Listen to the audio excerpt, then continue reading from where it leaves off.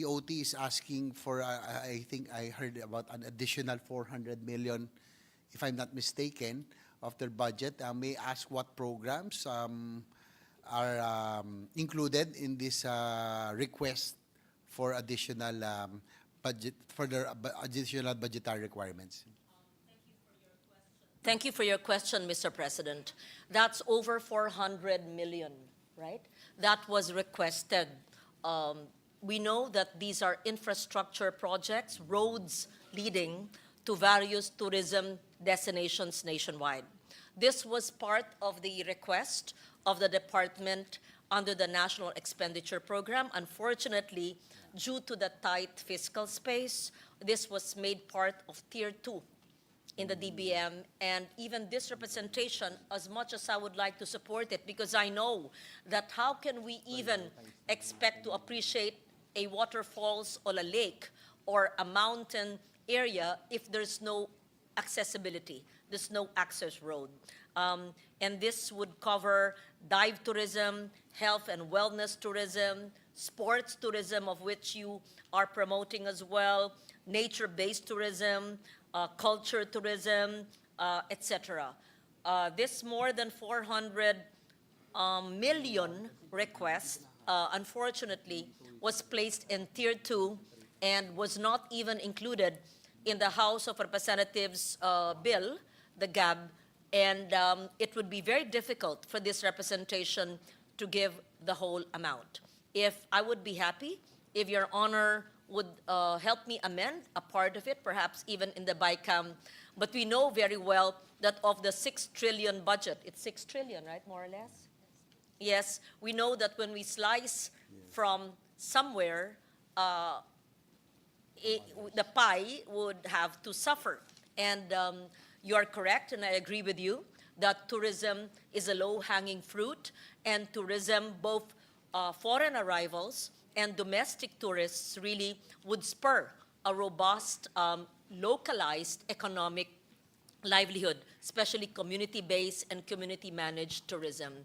However, you're correct, the 491 million infrastructure projects that were requested were not all accommodated. Well, Your Honor, Mr. President, you know, every time I've traveled and I go to, especially to ASEAN neighbors, I really feel that, you know, they've got so much, they get the bulk of the tourism, no? But I always tell myself, Your Honor, that, Mr. President, that the Philippines is far more beautiful than the other areas. Just Pattaya in Thailand, Chiang Mai, what else, in Indonesia, Malaysia, you know, there are no match to our beaches. And I would like to also support Your Honor, the sponsor, Senator Loren, in the BICAM, if we can, because as we both agree that the vast potential and as this is a low-hanging fruit among our potential income revenue earners, if we can concentrate on areas that are really have big potential for tourism, no?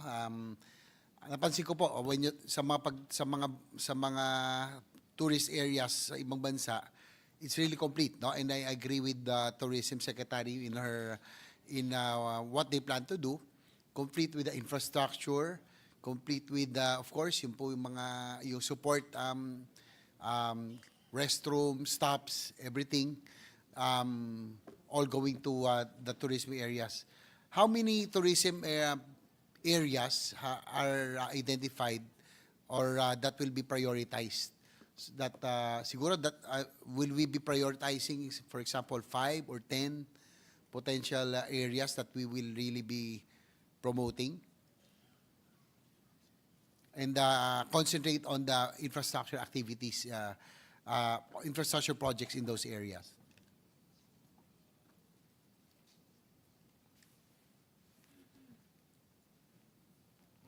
Mr. President, we believe that of the 81 provinces, each area has its beauty, whether mountains or the sea. And while I would like to mention, let's say, specific traditional areas that they are promoting, I am told, and I agree, that we are promoting the whole country. Meaning, traditionally, we would say Cebu, or perhaps Batangas, or perhaps Boracay.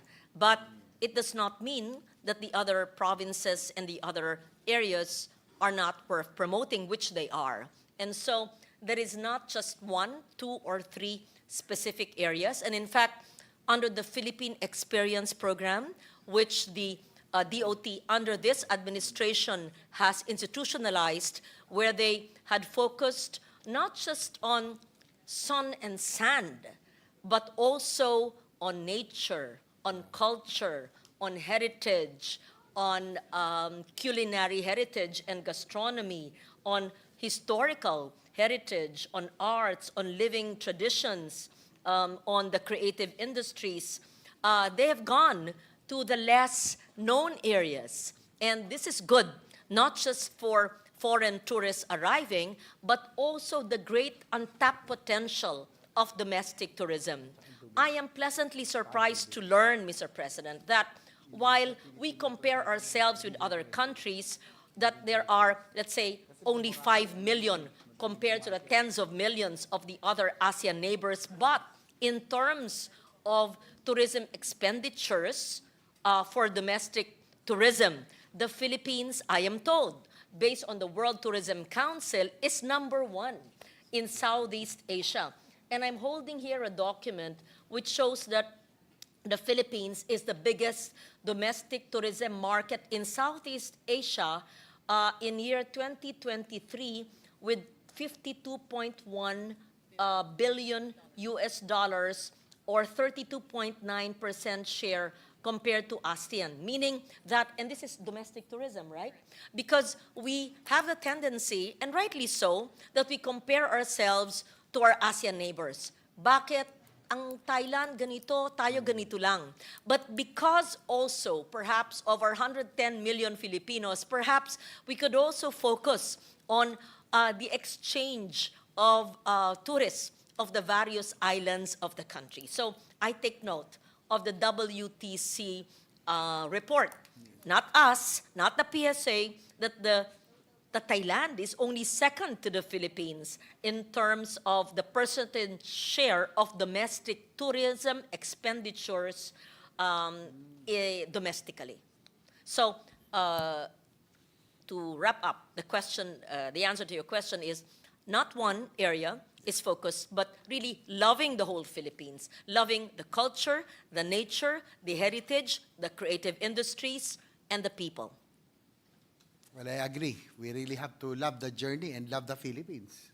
Yeah, that's the tagline. And you have greatly contributed to that. I see you online, Mr. President, how you go to the less treaded areas, not just the usual commercial, traditional spots we go to. And I think that's the way to go. I agree. I thank the sponsor for being consistent also in us promoting tourism, and of course the very proactive and the very aggressive programs of DOT now under Secretary Cristina, and I agree that we really have to promote those areas that are called hidden treasures. In fact, as you mentioned, Your Honor, Mr. President, and my own advocacy is my own contribution, being a rider, and I thank the DOT and the Tourism Motions Board for continuing the Philippine motorcycle tourism. That is our aim, to promote the lesser known but hidden treasures, so that it can, in our way, we can, in our own little way, we can help the economy through tourism. So that is why be rest assured that we will support you during the BICAM should there be a need to augment the different infrastructure needs of DOT, so that they will have the support for the areas, no, that are have big potential for tourism. Maybe you would like to amend the budget for the motorcycle tourism program, which is part of the TPB, domestic marketing and promotion efforts. You, among all the 24 senators, 23, you're the only one I can think of who would really espouse and advocate for the increase in the budget of the motorcycle tourism program. Yes, Because it's a very measly budget of 10 million. 7 million. 17 million this year and only 7 million in 2025 for next year. Yes, thank you for pointing that out, Senator Loren, our Madam Sponsor. Given the fact that Philippine motorcycle tourism has really taken off and it has really helped to promote hidden treasures, help the domestic tourism, and our future. No? We will be inviting foreign riders as well. And be rest assured that from 17 million, it was slashed to 7 million, and I will be introducing amendments to add to this budget so that at least it can be retained. And likewise, actually, I would like to propose another one, since the Philippine motorcycle tourism has really taken off already. Another program that can be explored is the cyclotourism, which can promote health and likewise promote the beautiful sites. No? We can add this probably. Siguro we can add a few millions, but we can promote hit two birds with one stone, promote health and tourism as well. Yung bicycle tourism. And there are other riders as well present in this hall That is right correct. now. Senator Bato de la Rosa is here. I'm sure that he will also support and probably make amendments. Yes. Perhaps not just motorcycle tourism, but cycling as well. Yes. Yes, between those who ride motorcycles and those who do bikes, at least perhaps half of the chamber, 1/3 or half of the chamber do that. Yes. And likewise, before I end my interpellation, Your Honor, Mr. President, also I'd like to point out and congratulate the GM of TSM, Senator GM Mark Lapid, no, for yung po mga areas that I pointed out in the other budget hearings. There are assets of TSA that have long been forgotten. No, sabi ko, tulad po ng Banawe Terraces Hotel, I had the chance to stay there probably 6-7 years ago when I was riding, Your Honor. And Banawe is considered the rice terraces, the 8th wonder of the world. It's really one of our treasures. But the Banawe Terraces Hotel, naku po, yung fixtures niya, 80s pa, powder blue, baby pink, powder blue, pink, ganun pa, very old. And now it is already undergoing renovation, no, talagang halos totally. So we are excited, no, that with the reopening of the Banawe Terrace Hotel. And I will together with Senator Bato, probably we can help promote, no, yung again Ifugao and Banawe Rice Terraces really as our 8th wonder of the world, no, with the pending opening of the Banawe Terraces Hotel. So advice ko po kay GM Mark before in one of those hearings that we just concentrate on a few areas, and siguro if we can have the TSA assets and the infrastructure be brought into those tourism areas. And I'm glad that they have already done that. Kasi po dati pinag-ati-atian eh. Alam niyo no, pagdating sa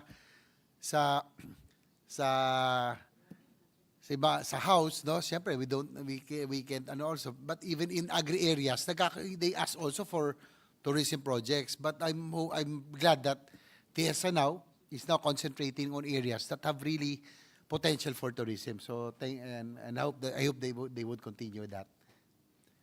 Yes, Mr. President. In fact, TIEZA is also the funding arm of the tourist rest areas, which this administration initiated.